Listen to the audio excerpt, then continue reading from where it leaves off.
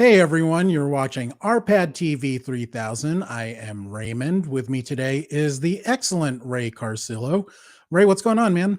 Not much, Raymond. How's it going? Thanks for having me back on the show. Yeah, always great to have you back. Things are going well. It is cold. I hear it is not so cold in LA.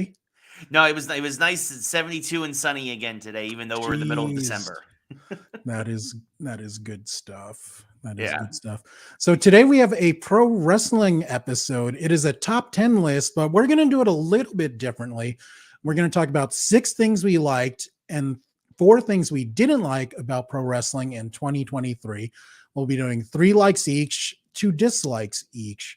And before we get into that, Ray also hosts an excellent podcast called Geeks Who Like Sports. So, you got the sign back up there. Very nice. Ray, if you want to give the people an update on what's been going on with the Geeks lately. Yes, so we are back. We're almost a dozen episodes back in what we're calling now season 2. We're doing weekly episodes, usually dropping on Wednesday of every week. And then we also do a thing on the weekends we call our mashup. We've kind of broken up the show a bit, really trying to diversify our content and all this other stuff. But we've added a whole new segment now, which is called "Who Am I Going to Hit with a Bus This Week?"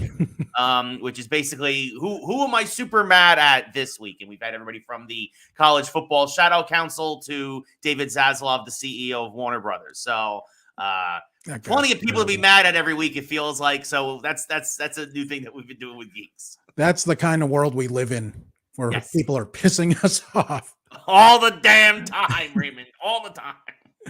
Now, I don't want you to go full heel today. We're going to mix it up and have some positive, mostly negative, but I'm very interested in your thoughts. I love the list that you put up. In general, what did you make of pro wrestling in 2023? Were you more, I know you're more of an AEW guy in general the last couple of years, but how did you feel about the 2 majors? Well, I mean, we were discussing this a little bit in the pre-show. It feels like so much of WWE has been kind of in a holding pattern since Mania 39 that we were both kind of surprised that both of our lists were very AEW heavy, because for better or worse, it feels that AEW is moving the needle. It's the topic of conversation, right? It's not always positive. In fact, actually, I would probably say it's probably more negative, but for AEW. But it's what people are talking about. Whereas WWE has just kind of been that slow, steady Mania 40, Mania 40, Mania 40. Even with CM Punk coming back and Randy Orton coming back from his broken back after a year and a half, and all this other stuff that's been going on recently, there's still just like Rumble, Mania 40, Rumble, Mania 40, and it's just been treading water, really.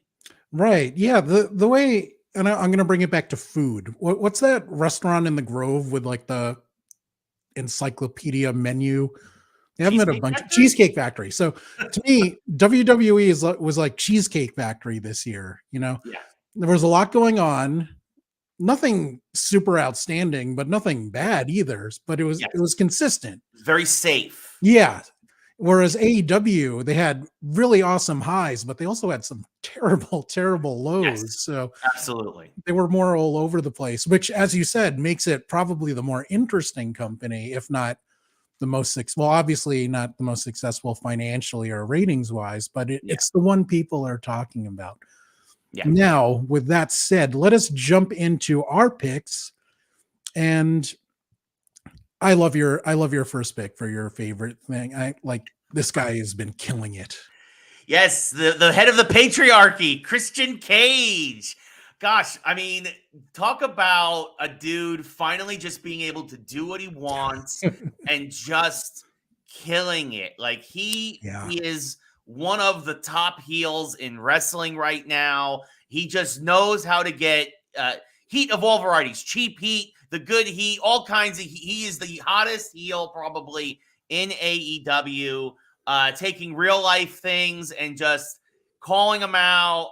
Obviously, the whole thing with Nick Wayne and Darby Allin, they've given him the TNT Championship, which is really, to me, made it in a weird way, made it really almost as big as the AEW Championship. It is really he has really elevated that secondary title, and he is just it looks like he's having the time of his life. And now that his buddy Adam Copeland, aka Edge, is there, they are just putting on. I mean, these are guys who are in we'll say the later stages of their wrestling career. Yes. They are still just tearing it up, putting on solid matches, killing it on the mic. And he is just somebody you absolutely love to hate. And every time him and the Patriarchate comes out, I just can't help but smile, even though you know they're the bad guys. Carlos here agrees with you. He says Christian knows how to cook with all the heat he gets. Absolutely, Carlos. Cooking all that Cheesecake Factory food. Now, has anyone been better on the mic heel-wise than Christian this year? I don't think so. I mean, honestly, it even.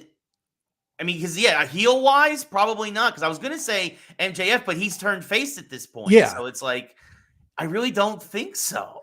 Yeah, and you make an interesting point about the belt, because MJF, it seems like he defends the ROH tag team titles more than the world title. So Christian absolutely did bring prestige to that title. Yeah. So I appreciate him, and it's cool seeing him ride off into the sunset on such a high level. So love that. Yeah, you know, I mean, him and Adam probably are only going to be wrestling for a couple more years, I believe. I mean, a lot of these guys have announced it, right? AEW is basically the retirement home. We got Sting retiring in March. We know Daniel Bryan, I think, has got one more year, he said, left, and then he's done. And then probably the year after, you'll probably have Edge and Christian probably ride off as well. Like FTR is talking about retirement. Like it's sad to say. It's like it's you want to have your last hurrah in wrestling. You go to AEW, you have a great time, the fans enjoy it, but you're probably not going to be around for more than 3 years.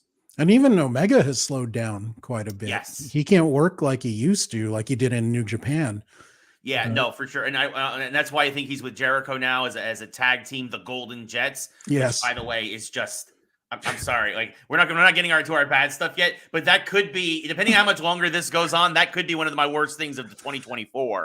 Because probably, but hopefully Big Bill and Ricky Starks versus the Golden Jets. After all the work FTR did and the Young Bucks to elevate the tag titles, those titles are falling apart right now. That whole division is falling apart. Sorry, went on a tangent there. No worries. Tangents are always welcome, as are comments if you're watching live. Now, my pick for number 3 that we already talked about was MJF. Now, excellent t-shirt. Salt of the earth. Yes. Like, I loved MJF as a heel. I thought he did some of the best heel mic work in the last 3 years. Yeah. But I had no idea he could be so effective as a face. Yeah. Like, he really won me over with his diversity, and he still has that thing. He's like, yeah, I'm still a scumbag, but I'm your scumbag. But yes, he really connected people telling stories about how he got picked on in high school for being Jewish, how wrestlers picked on him for not being the right size. People wrote him off, but I didn't think he can get sympathy, but he absolutely did, which is a testament to him and how he can cut promos and really make people feel connected with him and get them on his side. It was really amazing. Yeah, he says it how it is, and it gives him a LA Knight is a clone of Stone Cold and The Rock, right? And MJF has those qualities, but he's not imitating those guys, right? He's just got that realness factor that they had, but he's made it all his own, and it made it very personal. So, and it's resonating, like you said. And you and I know people like this. You know, he's a kid from Long Island, and he fits into that stereotype. Yes. Carlos also brings up an excellent point. It's the kangaroo kick. Yeah. I mean, he can get anything over. It's amazing. He can get anything over. The last time it's The Rock or Stone Cold was the last time I could think of somebody that didn't matter what they did, they could get it over and make it work. Right. I mean, look at his scarf, for example. Like was it the Bradbury or whatever, right? Burberry, Burberry, that's what it is. Yeah, like I'm look, as much as I love MJF, I'm not getting a scarf. Again, it's 72 and sunny in LA. I don't need a scarf. But he's made everything he touches, especially on the mic, is just pure gold. Right. Now, he would have been higher on my list, but his storyline kind of fizzled out the last few months, and partially due to injury for Adam Cole, his partner, who also did very well in that duo.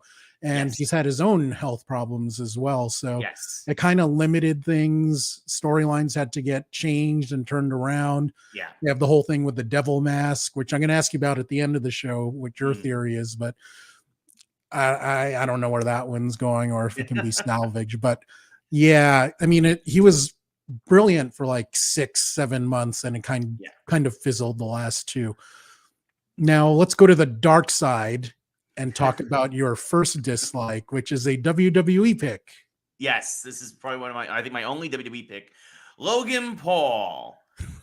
Uh God, look, I will say this. I will give credit where it is due. Again, in a way that like he is a classic heel.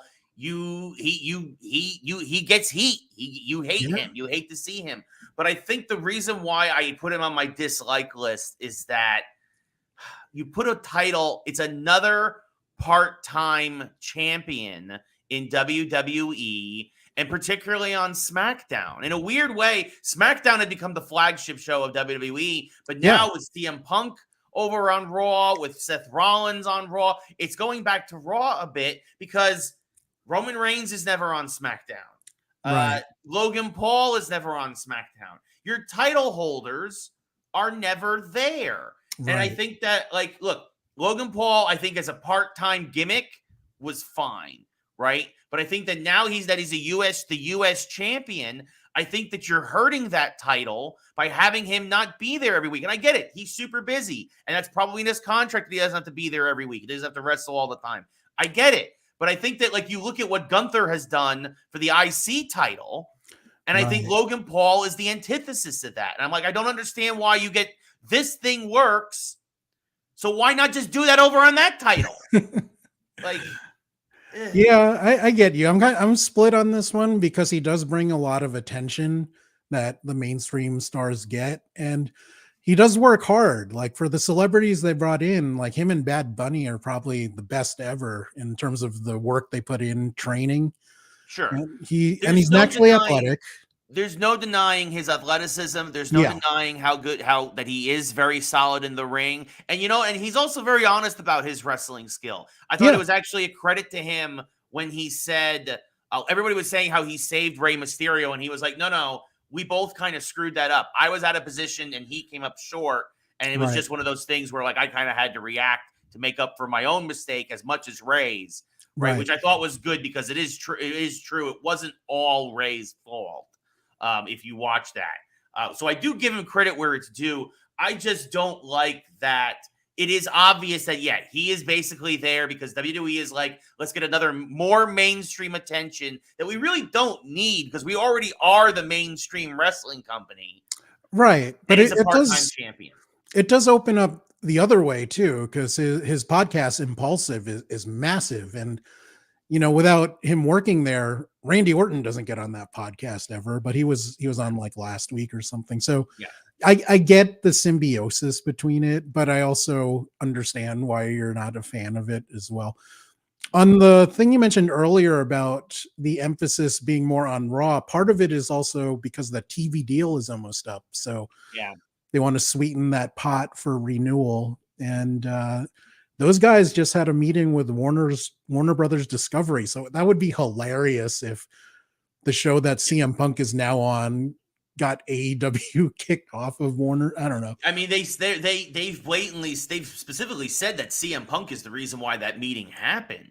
Yeah, Zaslav is apparently a big fan of his. So yeah, I mean, it's and a lot of folks like to hate on CM Punk, and I'm kind of in a mixed bag because the skill is there, the knowledge is there. He just definitely sometimes has a habit of putting his own foot in his mouth and yeah, kind of intentionally or unintentionally burning bridges. I mean, he can be a dick. Let's be. Yeah, no, I mean that's what it is, right? Like, and that's the thing is like, so it's like it's hard to root for the guy, but like if you like him, if he's your guy, Right. I mean, and like, and AEW really screw. I mean, and I'll get into this later with Punk and the Young Bucks. Like AEW missed an opportunity there, and it shows that why Tony Khan needs somebody with actual professional wrestling experience helping him book this product and helping him run this stuff behind the scenes, because he's running it so much like a fan and so much like a fanboy that like. Oh, I mean, the press conferences where he hugs all the talent, it's just weird. Yeah, it's not working anymore. It was cute at first where it was like, hey, he's one of us, and now it's like, oh, he's one of us. Yeah. Like, but when they show stills of it, like I saw this still of him hugging Jericho with his eyes closed. I'm like, this is not what behavior you want from your boss. Yeah. Yeah, that is weird. It's another eccentric billionaire in wrestling. Yay. Now I will go into my first dislike. I'm going to try it like this. See how this works. But wait, if I switch graphics, that's too difficult. But I'll stay like this as long as I can.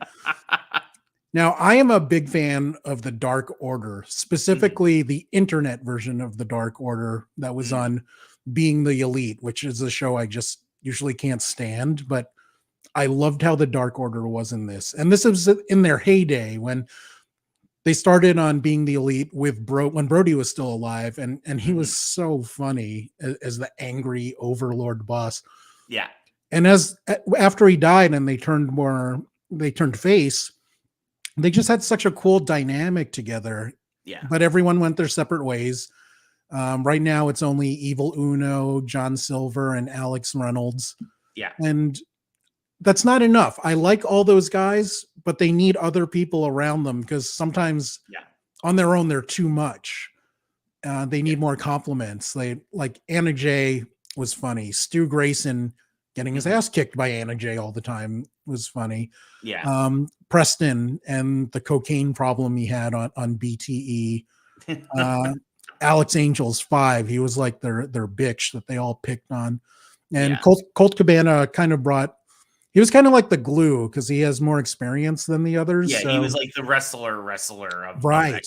And he's been doing funny stuff for a long time. So yeah. Well, now he's with what's his face? Cutler, right? Cutlet, yeah. Yeah.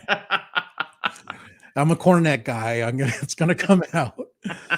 Yeah, he's tagging with Cutler, which is weird. And since the Bucks are out, they changed BTE to BTDO. So they're 3 episodes in of Being the Dark Order. Their last show was in Montreal, and they did like this funny, stupid recreation of the Montreal screw job. And yeah, I love their internet personas. It comes out a little bit on TV, but not too much because they get really weird and goofy and sometimes just crass and gross. Yeah. But it's funny when they were this large group. It doesn't work with just 3 of them. Putting my hand down so I could flash the picture. Yeah, it doesn't work with just these 3. And I like all these 3, especially John Silver, because Johnny he's such a weird character. He's like 5'4", but like really muscular, and he is as tall as he is wide. Yes. And Reynolds, he kind of reminds me of like a modern day Stevie Richards. I don't know if that's a good call. Yeah. He's kind of like the support character, raspy voice, got the hair, but he doesn't shine on his own really. So no, they're a good tag team, and like an Evil Uno there, and obviously he does a lot with their Twitch channel and everything. Like, right. I agree with you. I think the Dark Order, things turned badly for the Dark Order when Adam Hangman Page went back to the Elite and left the Dark Order in the cold. And it was kind of like, and we'll get into this again later, where like with the Bucks, where it almost feels like, I don't know, it feels like the Elite kind of like snuffed out the rising popularity of the Dark Order, because I don't know, because they were jealous or because the Bucks don't know how to do business, which again I'll get into later. So you're getting too over. We're taking Hangman back. Yeah, like that was not necessary. I think that if they were smart, they would have let Hangman hang around with the Dark Order, even maybe made Hangman the new leader or something, and continued them as a face group, as a face faction. Like, And to that point, that's the most interested I've ever been in Hangman Page, is when he was hanging out with the Dark Order. Otherwise, I call him, I think he's really good in the ring, but yeah. Outside of that, I call him bland man. Yeah, I mean, and we'll get into this later too. I mean, like, the only good thing he was good for was helping catapult Swerve Strickland to another level. Yes, that will be a great point. That I do want to get into. We have a comment from Carlos. I always felt that the Dark Order should have been absorbed by House of Black. I disagree because I'm not a fan of two very different feelings around those groups, right? I'm not a fan of Molester Black or whatever he calls himself these days. And you know why, Carlos. I'm not going to get into that, but let us talk. We're getting too negative. Let's go positive again. We are in the dislike part of the show, so the list. Well, we're going to switch back and forth, and let's do something. Why don't we call it timeless? Toni Storm. Oh, I love her. You know, first of all, I've always liked Toni Storm. Yeah, right? She's always been. She didn't really get a fair shake over in WWE. She always has been a great talent. And I liked her as part of the Outcasts, but when this new gimmick of hers where she had a mental break from reality, anytime you do something that extreme, it's going to either be great or it's going to be terrible. And she has made it great. Chin up, tits out, and watch for the shoe. Yes. And also, by the way, credit to Renee for reacting every time she has to duck the shoe and is like, what the hell? I think that's part of my love for it. But now that she has Luther as her butler / valet / manager, she's got RJ City as her personal interviewer. She's got Miranda May as the crazy fan, who I'm sure that will turn into a storyline at some point. I think if there's, again, if Tony Khan is smart, this is she has become she's the AEW Women's Champion for a reason, and I think rightfully so, because she is by far the most interesting woman character that they've got going right now, and she has just played it so perfectly, this 1920s silent film star. It actually made me want to watch the picture-in-picture for her silent films. I don't speed through them in the DVR anymore when she does those. Which, by the way, is a brilliant way to get people to keep watching the commercials, even when you're on. She's just great. She's terrific in the ring. She's terrific on the mic. She's phenomenal. She is timeless. Yeah, her previous character, I never in AEW and WWE, I never knew what it was. She had the Nikki Sixx makeup. Mm-hmm. She said her look was inspired by that whole hair metal scene, but she never listened to hair metal. She never cared about it. So it was kind of so what are you doing here? Yeah. And this gimmick, as you said, I love when wrestlers go fully into it. I haven't seen anything this committed since maybe Broken Matt Hardy. Yes.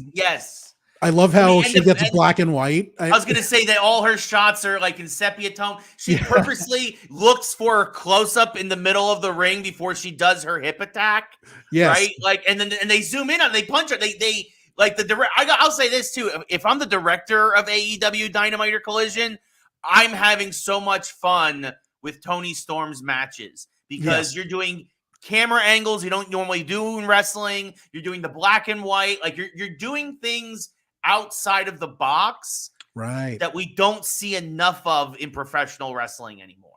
And she was on commentary this week, and every now and then she'd be like, "I'm ready for my close-up." And they would cut to a black and white camera next to her, it was Tony Schiavone was there in black and white too. It was very funny. It's very well done. And again, she's funny she's funny out of the ring, and she's great in the ring. Yes, and with her previous character, I don't think it let her personality go through, because she is funny. She has a great smile, great laugh. And I think the timeless character is so good for her. Caught me off guard. I wasn't expecting this at all. Yeah. And it's working so well. And to your point, I don't think it's even close in terms of personality in AEW's women's division. It's like Tony, and then there's a big gap to, I mean, hopefully maybe Britt. I was gonna say the thing is that Britt's been off air for 3 months. Like, hopefully when Britt comes back, hopefully Thunder Rosa gets the green light to come back. Like, hopefully, I mean, it looks like they're breaking up the other outcasts. Like, I don't know what's gonna happen with Soraya and Ruby. Like, although Ruby's doing this interesting thing now with Angelo Parker, which could be cute, right? Like, definitely look, I'll say this: Julia Hart is great as TBS champion. I like that it feels like that kind of rung is kind of for the developing ladies, like your Willow Nightingale, your Sky Blue, and whatnot. But there's right now in that A tier, there's nobody on Toni Storm's level. I agree completely. I'm a big Julia fan as well, but as you said, she needs to work in the ring more, and she's getting the experience. So she's getting Julia Hart in 2 to 3 years will be at that A tier level. She is getting there. I love watching her TBS championship matches. I think she's really great in the ring. She has a picture perfect moonsault. The House of Black gimmick. I actually liked Brody King being her valet after he broke his hand when he punched the wall for CM Punk. But like, again, Aleister Black, whatever his name is now, Malachi Black, whatever. Oh, that's it. Right. Sorry. He, to me, funny enough, he's the weakest link in that group right now. Yes, because he sucks as a person. No, well, all for Brody King and Julia Hart getting more of a push in 2024, but they're not. Julia in particular not there yet, but she will be. But Toni Storm, right. Top of and Julia's isn't she only like 21, 22? So I want to say she's 22. Like, she's like, that's what I'm saying. Like, give her like another 3 years of like just getting in matches every week. Like, she's going to become something special. Yeah, I agree with you there. So the thing I liked second most in wrestling in 2023 is Gunther, the artist formerly known as all caps Walter. He has taken every challenge the WWE has thrown at him and thrive. They're like, Walter was a big guy. He looked menacing, but WWE, when they moved him to the main roster, they're like, look, dude, you got to lose at least 50 pounds. And he did it. He worked his ass off. And I don't think he looks as threatening, but he still looks like a scary guy. His chops, his drop kicks, they're all massive. Like, everyone knows this is stage. This is an act, but the impact that Walter has, I don't think anyone else matches it. Like his shotgun drop kick, that looks like, he really moved that guy halfway across the ring. And absolutely. He's brought prestige back to the Intercontinental title. He has the record-setting reign now. I love that they're positioning him as, the top of the second tier, and then hopefully next year will be his main event year. Fantastic in the ring. Always has been the ring general, of course. I do wish his sidekicks were. I love them in NXT when they use their real names. Yeah. Or as someone else called them, Fabio and Marsupial. So, in the rest of Imperium and whatnot. They're kind of. I'll say this, as they basically rebuilt the tag division as NXT 3.0, right? With DIY coming back and Imperium, and now you have, what is it? Who the guys are the number one contenders? The Creed brothers, right? Like, you've basically got rebuilt the tag division as what was NXT, and I think Imperium is finally starting to get some momentum there now, even though they've been losing matches lately. They need to use the old music only. Yes. That was such a cool entrance before. Yeah. But I'm with you on Gunther. Like, Gunther, again, like you said, he broke Honky Tonk Man's record. Yes. He's now the longest reigning Intercontinental Champion of all time. And he's approaching the record for most days, period, as Intercontinental Champion. Right? Yes. Like, across multiple reigns. I think he's like 100 away. So my suspicion is going to be, he's going to be IC champion all the way until Mania. He will lose it at Mania. And then he's going to get that main event push in the fallout from Mania. That would be nice. Yeah. That'd be nice. He really established himself, though. They put a rocket on his back after the Rumble last year because he put on an amazing, amazing show. And I know that the story was always going to be for Cody. But boy, a part of me at that night was like, oh my goodness, how amazing would it be if Gunther had won the Royal Rumble and they did like a IC champion versus WWE champion a la Mania 6. Question: who is your dream matchup with Gunther? That's hard because he's kind of gone through everybody at this point, right? Like, I mean, I'll say this: even the rivalry, the ongoing rivalry he's had with the Miz has been really good. You know, going back to your point about how he doesn't look as menacing as he did before, but him in a suit, like that European cut suit, he looked classic heel. And the way, and by the way, it also showed how far he's come on the mic, because that was a great promo battle with him and the Miz. Like, he really tore the Miz apart and took advantage of all the fodder that the Miz had given him over the previous few months about his background and being bullied and all that other stuff. And then Gunther was like, you know, you talk about, I can't do his accent. You talk about being bullied your whole life and being bullied here in WWE. And he's like, and you're still just scared little Mike. And I'm going to be your new bully, basically. Like, it was great. It was perfect. So who else? I mean, how about Brock? Gunther and Brock. See, the thing is, I don't see Brock doing a long program with him. Right. Like, and I don't think, and I'm not going to put the IC title on Brock. Like, I think, like, it looks like the next thing for LA Knight is going to probably be the US title. Like, I think they're going to give LA Knight and versus Logan Paul. So I'm trying to think, like, maybe a main event Jey Uso, like on Raw, like, because it looks like they're going to, right, he's going to fall out of the main title picture. It's going to be Punk. It's going to be McIntyre, I think, kind of more gunning for Seth. I have a feeling that Jay is going to kind of become mid-card Jey Uso a little bit and kind of slide back a little. I mean, we'll see, but I think that would be a really interesting contrast in styles. And I think it would also be a great way for Jay to get his first singles title in WWE. Oh, yeah. Yeah, I like that. Book it and hire Ray. Hire Ray and creative. Now let's go back to the dark side. I'm looking forward to this pick as the thing you disliked most about wrestling in 2023. Who could it be? Who? It is the Young Bucks. I'm so sick of these guys. I was so happy at Full Gear when they lost their number one contendership for the tag titles, because they need to go away for a good long while. You know, we talked about it earlier, how I feel like they kind of nipped the Dark Order in the bud. I feel like they're a big reason why CM Punk left AEW, because they didn't want to do business. And again, this is also a bit of an experience in the back, you know, with Tony Khan and whatnot. Like, you have real animosity between people and whatnot. That means money in wrestling, and you're seeing it now with Seth Rollins and CM Punk. Seth Rollins hates Punk. Seth Rollins is basically doing what Adam Page did for against Punk. Like, you know, again, there's real life beef there. Instead of like, book them in matches, right? But also, a lot of times in wrestling, if there's money to be made, if it's a chance to put people in seats and whatnot, you can squash a beef very quickly and very easily in wrestling. And the Bucks had no interest in doing that with Punk, right? Yeah. Punk wanted to meet with them, wanted to put water under the bridge, want to do all this stuff. And the Bucks are like, we're EVPs. We can do what we want, blah, blah, blah.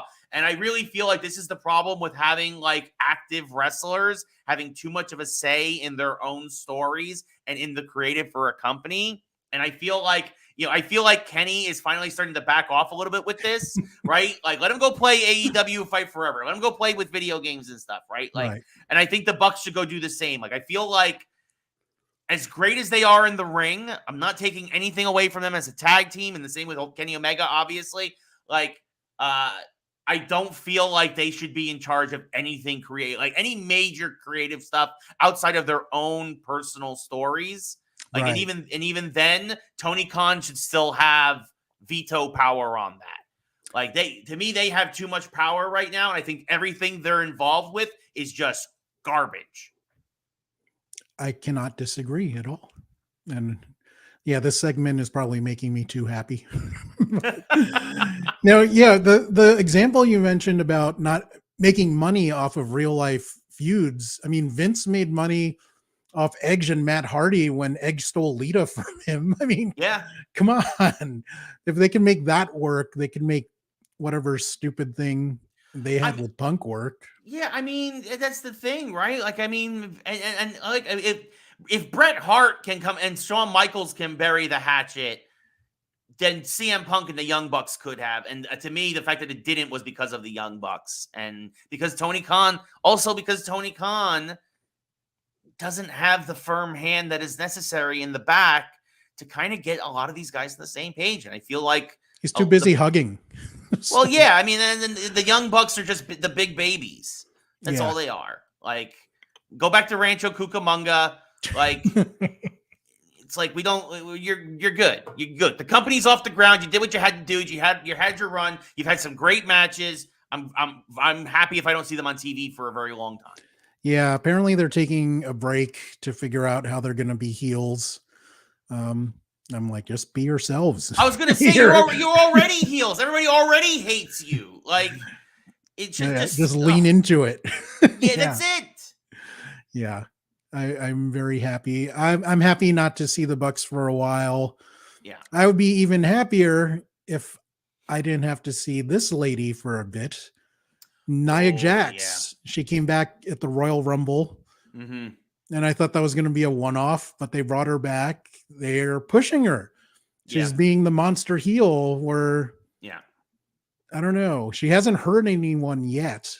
Her promos are still bad. Yes. I don't think she's interesting as a character. She's proven to be dangerous as a worker. Yeah. And if they wanted to have a monster heel, why not try to make Raquel Rodriguez someone who's younger and has a future? Why not try to make her that character? Yeah. Instead, didn't she squash Raquel recently? Yeah, for whatever reason, they've put Raquel on the back burner. I don't know if it's because of injury or whatever. Like before she fought Nia, like I heard there might have been that going on. But yeah, it just feels like. I will say this past Monday on Raw, her promo battle with Becky, while Becky still like took her to school, it was at least a step forward for Nia, and at least because of the history. Again, bad blood between two people can make money. I am at least interested in a Becky Lynch Nia Jax feud for the short term. Right. While they figure out what's going on with the title picture, while they figure, they figure out how long are they going to take to blow up Damage Control, right? Because that's coming. Like, and then who knows? Maybe you put Becky with Bayley again or something. Like you figure it out. But for now, you don't really have anything major for Becky. Finally, paying off the 5-year storyline. 5 years ago when Nia legit broke her face. Nose. Yeah, like. And to be fair, and look, and Becky even acknowledges it. And this is when real life bleeds into wrestling. It makes it better. Becky's like, I'm tired of people saying that's the moment that made me the man. I was the man before that. I was the man like this, and Becky has something to prove. And Nia, in great heel fashion, instead of wrestling on Monday, she's like, I don't need this. You need to fight me. Right. I don't need to fight you, and walked out of the ring. And that was like the best thing Nia has done ever in 5 years. Yeah, like at least if not ever, exactly, right? Like, and by the way, the line from Becky saying that Nia had to have double ACL surgery because even her knees wouldn't support her or whatever. Like that was like, so good. I mean, Bex is great to work with, and whoever wrote that promo for Nia, to get that out of her, but it was fine.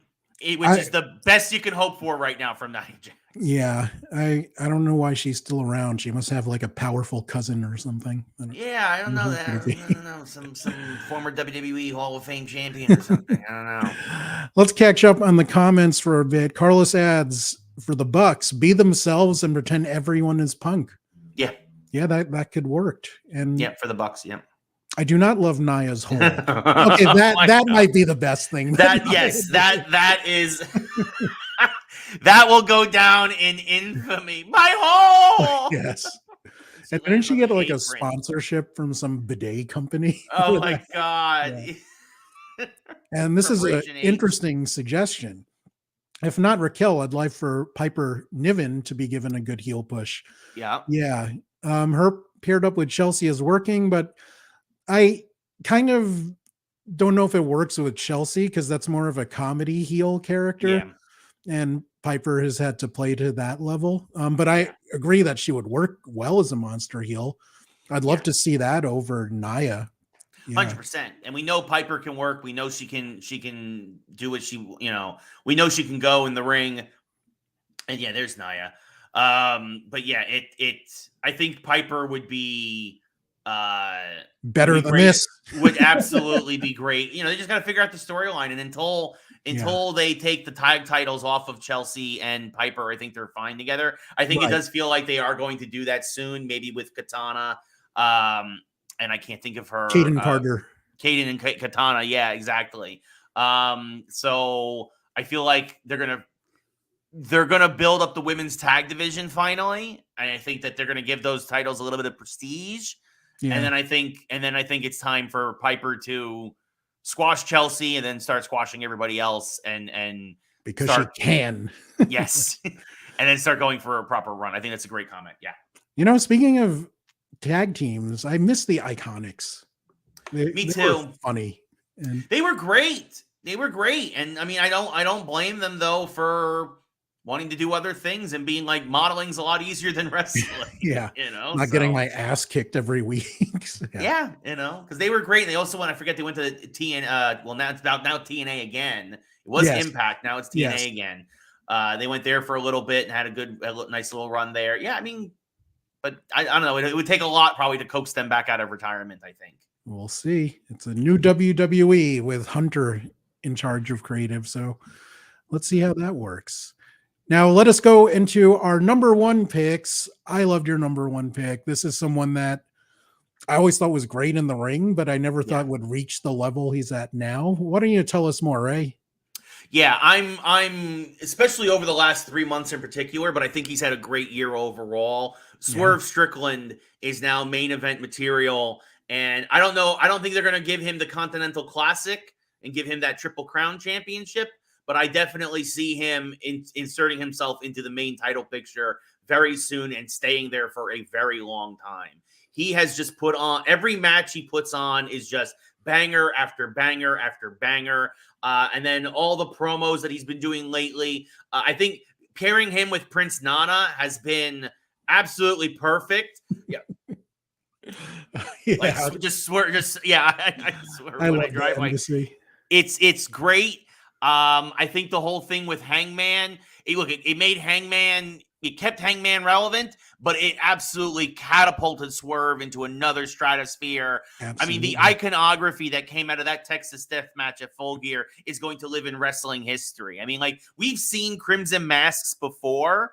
I will put the Swerve Strickland Crimson Mask up there with the Stone Cold Crimson Mask in terms of iconography. Like, that's how, like, I mean, and especially once he put the water over his face and it just streamed down over him, like, it was just unbelievable. The dude can wrestle any kind of match that you put him in. Tag match, normal match, obviously death match. Like, I mean, and when he was, and he's been around the indies forever, and he's proven that, like, he will do whatever it takes and whatever you need him to do. He is that kind of flexibility in the ring is rare. And now that his promos, and obviously with Nana in his corner and him as this ultra evil heel, weirdly enough, he's so bad that people like him now, right? Like, which is weird because he broke into another guy's house. Yes, we're like, yes, we're supporting this guy. Yes. Which, by the way, I think we can do without home invasions in wrestling for a while. Yeah, let's stop that. Yeah, like, I mean, from obviously the classic Stone Cold and Brian Pillman all the way up to Seth Rollins a couple of years ago. Like, I think we don't need the home invasion, although it did add a layer. And then, of course, I mean, I will say this: Hangman staple gunning his children's finger art to sort of, like, it just unbelievable. Swerve is on a steep incline, trending up. He is definitely my number one wrestler of the year. And it's, again, a lot of that, particularly coming in the last 3 months, but he has been on the rise for a while since he came to AEW with Keith Lee, which, by the way, talk about another guy who deserves a better push than he's been getting. Yes. Yeah, Swerve is my top guy right now, and wrestler of 2020. The best thing about pro wrestling in 2023. Yeah, I that match with Hangman, like there were so many moments where I was like, what the hell are these guys doing? Yeah. And I am legit afraid of staples now because of these guys. Like if I see one, I'm like, no, someone's gonna staple like kid art onto me. I'm surprised you don't think he's gonna win the Continental Classic. That seems like the logical thing to do. So maybe AEW won't do it. The only reason why I hesitate is because he lost a great match with John Moxley last night, and for whatever my thing is that it's going to be either him or Moxley because right. It's also got the New Japan Strong Championship. Oh yeah. I'm thinking Moxley will win just because he goes to Japan more often. And I think that'll allow him to defend that title. Whereas, yeah, I think that not to say that Swerve won't go to Japan again. Swerve will go wherever and whatever. I just feel like, and again, they love Moxley so much in AEW. I feel like they're gonna want him to have the first. Not to say that Swerve can't win it down the road or whatever. I just feel like they're gonna give it to Moxley. That makes sense as well. Before we get to my number one pick, let's go back to the comments section. Billie Kay would have been a good stable manager. Yes. And she finally would have gotten a job. She was looking for a very long time. I didn't need to see Paige drinking his blood. That was nuts. That was nuts. But you'll never forget it though. You know? It's an iconic wrestling moment now. Yeah. And as Ray said, that really gave Hangman some heat back because his title run was not good. No. Yeah. And again, that's part of the reason why he should have stayed with Dark Order. Completely agree. Now, my number one pick is going to be a weird one, boys and girls. It's different. I don't think anyone else will pick this as their favorite thing in wrestling. Did not see this coming. But I've been a fan of this guy. I've always liked this guy. He has worked in WWE, AEW, obviously, and Nickelodeon. But I did not realize that he had his own show for the last year and a half or so. It's an internet-only show called Hey EW, hosted by RJ City. Now, this guy, he is born in Ontario, but lived in New York, and you can tell he kind of sounds like Ray a little bit, like his accent. He stole my gimmick. That's why I don't like him. He did wrestle. Wardlow actually beat him for his first championship on one of the indies. And he does these long segments. He did like these long WrestleMania segments for WWE. He has his own show. RJ makes coffee in his underwear and he always has, he got Steve Austin to do it, not in his underwear, but RJ was wearing his underwear, but he's such a unique character. He makes all these old, outdated references on purpose, but also because he likes these old things. So he'll talk about Tony Shalhoub, Paul Simon, Norman Mailer, Gilbert and Sullivan. And when he's interviewing wrestlers, of course, 9 times out of 10, it just goes way over their heads. Yes. Most of the audience probably doesn't get it, but I get it. I love that he knows a lot about musical theater, and he had an argument with Edge about, Paul Simon being a good artist. But I highly recommend watching Hey EW. It's different from the work he does on the main AEW shows. In a lot of cases, it allows wrestlers to really put their personalities over. In some cases, it shows that some wrestlers really don't have much personality to work with. Yeah. As much as I love Wheeler Yuta in the ring, that interview was really boring that he did with RJ. Wheeler's really got a lot of work to do on the mic. A lot of work to do. Charisma transplant. I like him a lot, but yeah. Him as a sidekick in Blackpool Combat Club is the best thing. Best thing for him. Yeah. But RJ, personality. He made Thunder Rosa interesting to me for the first time ever. And Now, whenever I think of her, he tried to give her a new music for her theme because it has that bum bum bum bum bum Thunder Rosa, but it's like, why don't you change it to Thunder Rosa? I keep hearing that in my head now. I didn't know much about Dalton Castle, but his interview on Hey EW was fantastic, and I think that's such a great character. He had a great Dalton Castle needs more airtime as well on Dynamite Collision. He does. Him and the boys should be regulars going after the trios titles. I mean, that's such a unique character that we haven't really seen since, I don't know, like Adrian Adonis did it really well. That like vaguely not effeminate, but you don't know if he's gay or not character. I guess Adonis was probably the best one at that. There's a Mexican wrestler. Yes. Well, Gorgeous George really was. True. Yeah, that's true. He's kind of the guy. And he makes people. He shows sides of people that I didn't know were there. Like he did one with Arn Anderson, and Arn Anderson is hilarious. I had no idea. Because I always think of him as a badass enforcer dude, serious all the time. But he threw in some zingers there that were just funny. And RJ would ask him questions. He'd like rank all these Andersons and be like, Harry Anderson from Night Court, just stuff like that. He had a great one with Regal, where Regal was mostly serious. And the thing that's different about this show is some of the talent shows up in character and they stay in character. Some are being themselves, some are trying, and he makes most of them break. And when he does that, sometimes it's hilarious. Sanjay Dutt is the producer on this. You can always hear Sanjay laughing in the background from RJ. He did a thing with Jade Cargill, because she had her thing where she always told Tony Schiavone, Tony, cut the shit. So he just asked her, why are Tony Schiavone's shit so big? And she just lost it. She's like, what? and it just totally threw her off. She had to put her sunglasses on. And she's like, I don't know, like, what kind of world do you live in where you want to know about someone's shits? And he's like, a world where I'm concerned about someone's gastrointestinal system. He's so fast and unique and funny in a different way that you don't usually see in wrestling. So let us throw his picture up there.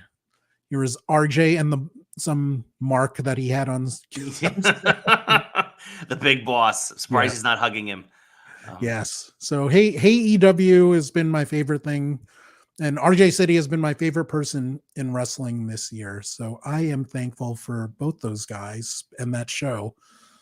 And it surprised me. If you asked me in January 1st if RJ City would be my favorite thing, like what, the guy from Nickelodeon, like Splat-A-Lot or whatever the show was called. Now that makes that's it for our list. I do want to ask you a few other things. Let's talk devil mask theories. Who do you think it is, and who do you think it should be? I think it's Jack Perry. I really do. I think it's Jungle Boy. And especially after last night where they put Hangman through a windshield, right? Like, I'm just like, I was saying a month ago that it was probably going to be Jack Perry because it's a great way for him to be brought back. It puts him right back into the title picture, which is what he wanted or was saying, alluding to the whole year before his suspension due to the events at Wembley.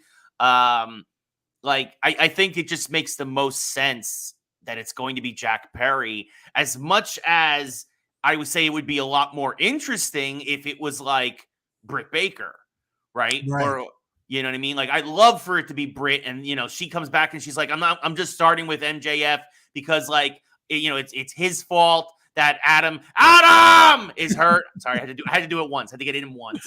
Adam is hurt, and I'm going to destroy AEW from within, piece by piece, brick by brick.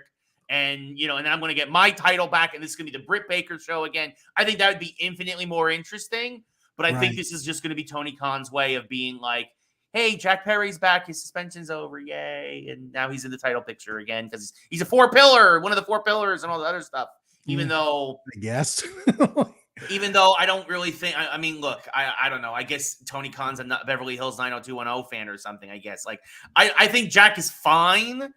I don't see him as a pillar, though, on the level of a Sammy Guevara, a Darby Allin, or obviously Right. an MJF. And I will say this, also a dark horse. And the only reason why not, because he joined the Don Callis family. I would have loved to have seen it be Sammy as the devil. But I think it's gonna be Jack Perry. Now, did you think it was going to be Cole originally before Cole got hurt? I mean, that kind of would have made sense. I would have. I thought maybe. He was definitely on the list of suspects, but I definitely think that like the whole friendship angle they got with him is just too good right now, or at least it was. You know, again, and hopefully Cole will be back in the next 2 month. I think. Fingers Hope crossed. so. Like Yeah. So again, I'm not a doctor and I haven't heard any updates on his injury, but like I heard it wasn't like a year-long injury. It was Right. like, you know, so but yeah, I mean, we'll see.